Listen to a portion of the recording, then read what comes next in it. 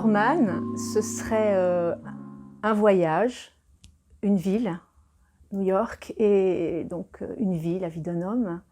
Le voyage, c'est celui que Raymond, donc encore Raymond, ce Dorman, pas encore Dorman non plus, qui deviendra Ray aux États-Unis, va entreprendre lorsqu'il va quitter son Algérie natale au début des années 60, pendant la guerre, pour rejoindre New York. C'est un Français d'origine espagnole, juive, sans attache, et il va gagner donc cette ville mythique, cette ville de tous les possibles, qui était encore possible, enfin tous les possibles étaient possibles encore à cette époque, la ville des exilés. Et là, il va se reconstruire, se réinventer, ou même s'inventer dans ce chaudron magique, si j'ose dire, et s'inventer une nouvelle vie. Après plusieurs petits boulots à son arrivée, il va être pris en charge, protégé par une femme qui habite un immeuble cossu de Park Avenue, et qui va l'engager au nom de cette copropriété, cette tour de Babel, si j'ose dire, et qui va l'engager comme doorman, comme portier. Et donc durant 40 ans, donc quasiment toute sa vie, il va accompagner les habitants, les protéger d'une certaine façon par la compassion qu'il a, le regard compassionnel qu'il a sur les êtres, l'empathie. Voilà, 40 ans, puisque le roman débute dans les années 65 exactement, et finit en 2003. Avec ses habitants, il va lier des liens qui vont donc le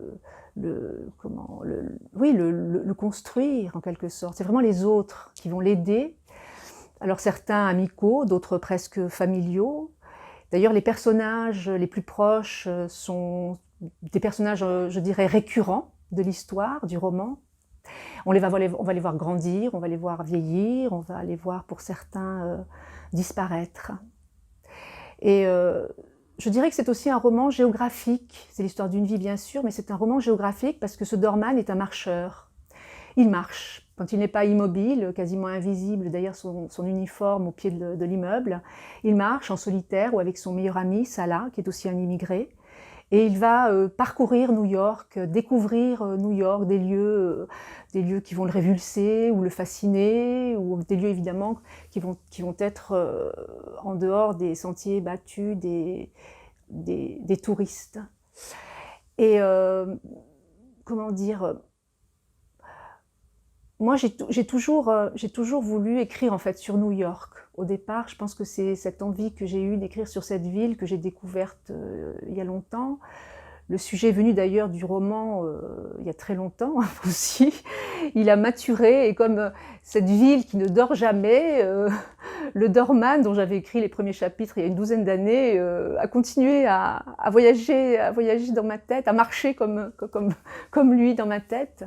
Et j'ai toujours voulu écrire surtout sur ce paradoxe, sur le paradoxe de cette ville, qui offre à la fois une modernité incroyable, une richesse insupportable et une misère tout autant insupportable. C'est le chaos, c'est l'ordre aussi de ces rues perpendiculaires, parallèles, enfin qui sont très géométriquement organisées. Et donc moi ce qui m'intéressait c'était ça, c'était de comment un Européen va arriver dans ce chaos, dans cet anonymat, dans cette violence, parce que c'est une ville violente, comment il va arriver à vivre une vie finalement, je ne dirais pas harmonieuse, parce que mon Dorman c'est un inquiet, c'est un contemplatif, il est très sensible comme ça aux autres, et il est fragile peut-être d'une certaine façon, mais comment il arrive quand même à construire sa vie dans ce chaos. Et pourquoi un Dorman ? Parce que j'ai toujours aussi été fascinée par le nombre incalculable, les millions de gens de ce qu'on appelle le personnel de service, qui grouillent comme ça à New York, ce sont eux qui font marcher la ville, ces petites fourmis industrieuses, courageuses, avec justement leurs uniformes, leurs t-shirts siglés, leurs casquettes, avec le nom de leur restaurant, de leur entreprise, qui sont d'ailleurs la plupart des immigrés, et qui derrière justement cet uniforme s'invente une vraie crédibilité et une nouvelle identité sur une terre finalement qui leur était étrangère.